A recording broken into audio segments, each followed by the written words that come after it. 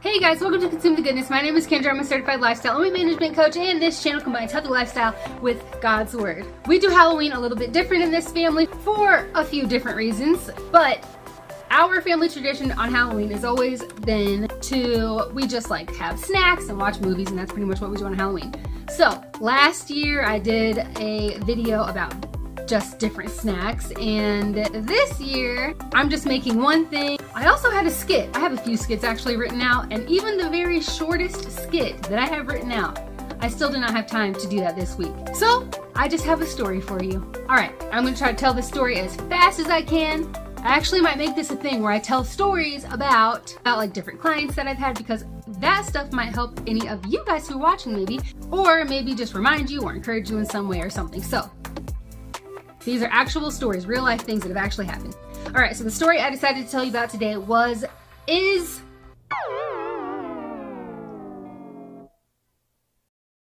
so the story that I decided to tell you guys today is about the Snickers lady, which I'm pretty sure I've mentioned her in past videos, but I'm gonna tell like the full story now. So there was a lady who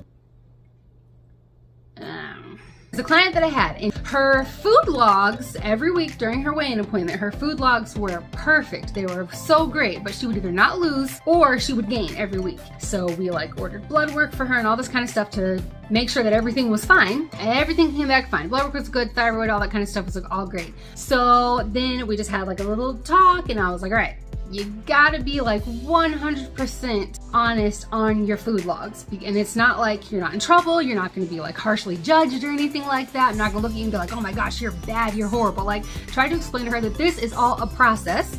The whole thing is a process. We're not gonna eat everything perfectly all the time, every single day. Like, it's just more than likely not going to be that way. So the more honest you are, the more details you have on your food log, that will be the most helpful, so that I can see what's going on, you know, what you're eating, and we can see if maybe there's like an emotional connection between what you're eating or when you're eating or how much you're eating, if that's connected somehow emotionally to something else, or, you know, something like so then we can figure out, get to the bottom of it. But I'm not able to do that. I'm not able to help you as well if I don't know everything. So you got to be totally honest. So she got totally honest. She told me that, you know, the thing that she was struggling with most was candy. It was candy bars. She showed me the Snickers bars in her purse and everything. I was like, all right, this is good. Now we know what's going on. So then we were able to talk about ways to gradually kind of cut this Snickers thing out, or at least cut it down, something better than what she was doing at that time. So we had some, in the clinic I was working in, we had some like protein bars. So she got a box of the protein bars, and she tried to kind of swap those out some. But I also suggested that maybe try getting just the mini Snickers, like a bag of the mini Snickers bars, because she was likely eating the Snickers bars out of habit at this point, because she just had been doing it on such a regular basis. I mean, she just had them in her purse, so it was probably like out of habit at this point. So instead of telling her, nope, you just got to cut it out, throw them all away, don't ever buy it again, I wasn't going to do that. After talking with her and just working with her through the weeks that I had worked with her up until this point, it was very clear, easy to observe that she was one of those people who, when you tell them like, no, you're not allowed to have this, you can't have this, that's all they want to have it, like, oh, that it's, you know, they can't have it, so that's all they can think about is, I want that thing I'm not allowed to have. So instead of telling her, nope, just cut it all out, can't do this, I suggested, okay, so try to get just buy the mini Snickers bars, and then instead of having the full king size Snickers bars in your purse, you'll have the mini ones in your purse. And then the next time that you're like, you know, whenever your regular time is, you would just be eating a Snickers bar. It was usually while she was at work, so I suggested, okay, try this. Try to have just one or two of the mini ones, and then do something away from those candy bars. Just drink some water, and then get up from your desk and walk around the building a few times. Do something to keep you away from that, so you're not just sitting there looking at your purse like, I want more of them. Like, I usually have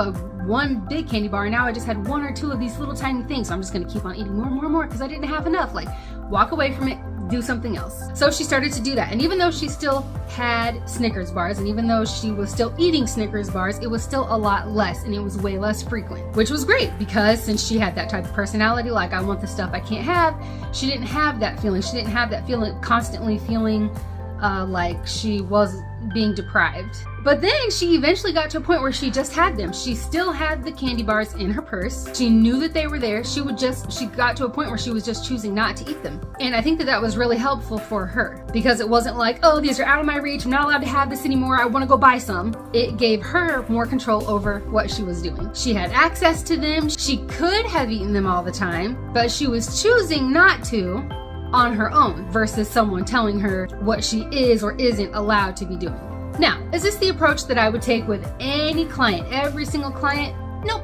But it is what helped her individually. We all improve in different ways and at different paces. And more often than not, once we start replacing the lower nutrient dense foods with high nutrient dense foods, and when we're mostly eating foods that are good for us, we usually eventually don't even really want the food that isn't really good for us anymore, because we notice how good the higher nutrient dense foods, the real foods, make us feel. And then when we start, if we eat something that's not so good for us, we realize how that does not make us feel very good, and then it just makes it easier, and eventually we just kind of slowly can cut that stuff out. Some people can cut it out just like that. They decide, like, I don't want to eat this, I'm not eating this anymore, and then they just totally cut out everything that's crap, and they stick with whole foods. They stick with like keeping their, like, cutting all the sugary crap out, and they can just do it so easily, and that's just how they are. And that's really, really awesome for those people. But a lot of times people aren't able to do that. And you know what? That's also kind of the way it is with our walks with Jesus, that we're not always gonna make the best decisions and have the best thing. But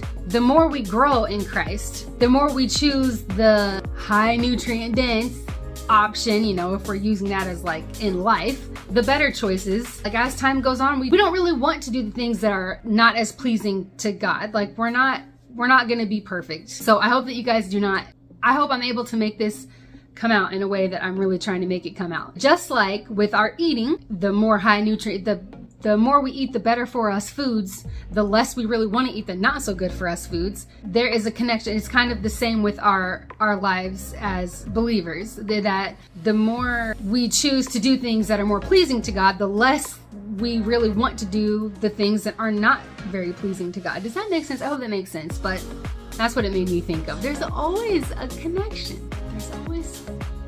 So that's my story. Now, here's the snack that I decided to make this year for.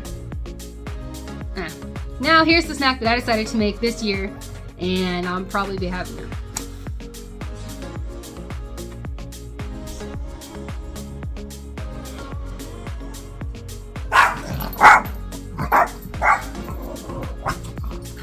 A squirrel. So that's my story. I hope you got something helpful out of it.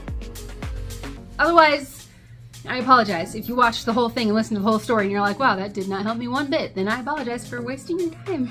And next will be the snack that I decided to make, and you will also see that I have one of our boys behind the camera this time, so it's a little bit wobbly, and he has some pretty funny stuff to say behind the camera. I was laughing a lot while I was editing that. So here's that. Yeah. Hey guys, I'm gonna make some pumpkin pie chips and dip, and I don't have a recipe for it, so I really can't put a recipe in the description because this is just something that I'm just doing. We have some leftover pumpkin. I've been trying to think of what I can do with it. And at first I was thinking of like muffins and pie and cookies, and I was like, you know what? No, not gonna do that. I'm going to just try something completely different, just something on my own. That's what I'm doing, so I will just kind of show you guys a little bit along the way, and then we'll see what it tastes like afterwards. Yummy! Alright, so I just have some of these low-carb little tortillas, so this is what I'm going to use to make the chips.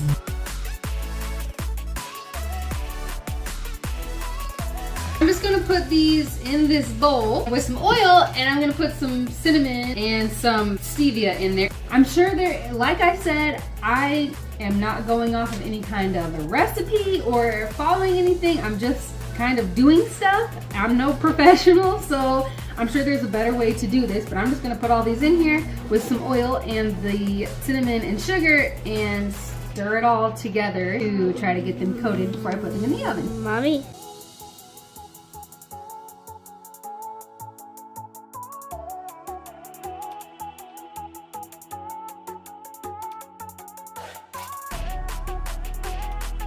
No chip for me. Oh, hold on.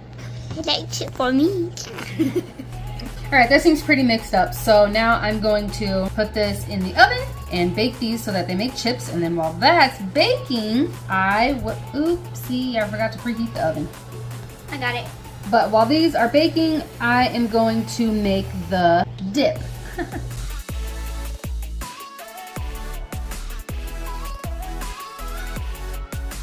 Look at mommy. There she goes. I'm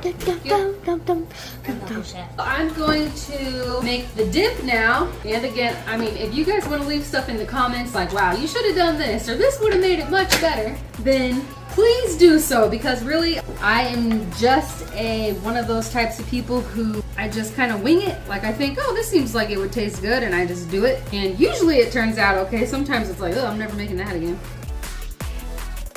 She's going for the cinnamon, pumpkin spice, and everything that's nice. That's what created the Powerpuff Girls. Or should I say, the Power Pumpkin Girls. Good one.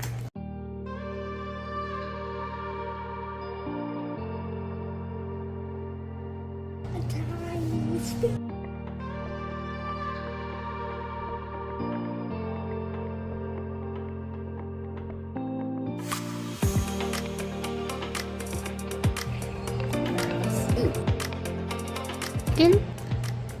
Does it taste like pumpkin? Tastes like pumpkin, that's all? No flavor? Pumpkin pie. It tastes like pumpkin pie, everyone. We have gotten new. It's pumpkin pie dip. Ooh. It tastes awesome. Yummy! Yummy pumpkin pie. Yummy pumpkin pie. Okay. You said it tasted Yep. good? But what if the dip was warm? What if it was baked? So it would actually be like pumpkin pie instead of it being cold. It would be delicious. So should I leave it like this or put it in the oven? Put it in the oven. Alright, well I'm gonna crack a couple eggs in there first then. Oh, sweet. Alright, putting this stuff away first. Clean as you go, kids. Clean as a go. So we're gonna try it this way. We're gonna you see, I don't have a recipe, I just do stuff. I don't know. Is that Daddy's hoodie? It might taste like total crap. Or it might be delicious. Who knows? I smell chips. Take a whiff of that. Bow! Bow! Shabam! Bah! It's beautiful. Chips smell good in there. Yes.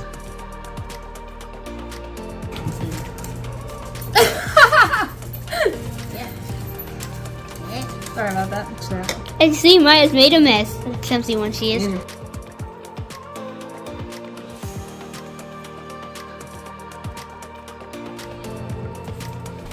Try it. See if it tastes good. What do you think?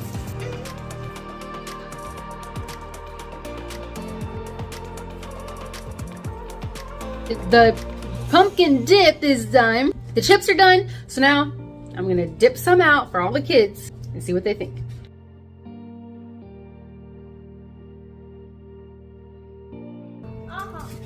Yeehaw! Yeehaw and amazing. Yay! Do you like it? Would you want me to make it again? Yeah, please. Success. Thank you guys so much for watching. I should be able to have an actual skit for you guys next week, I hope. But if not, I will have something. I love you guys. Thank you so much for watching. I always appreciate the time you take to watch these videos. God bless, and I hope to have you guys back for the next one.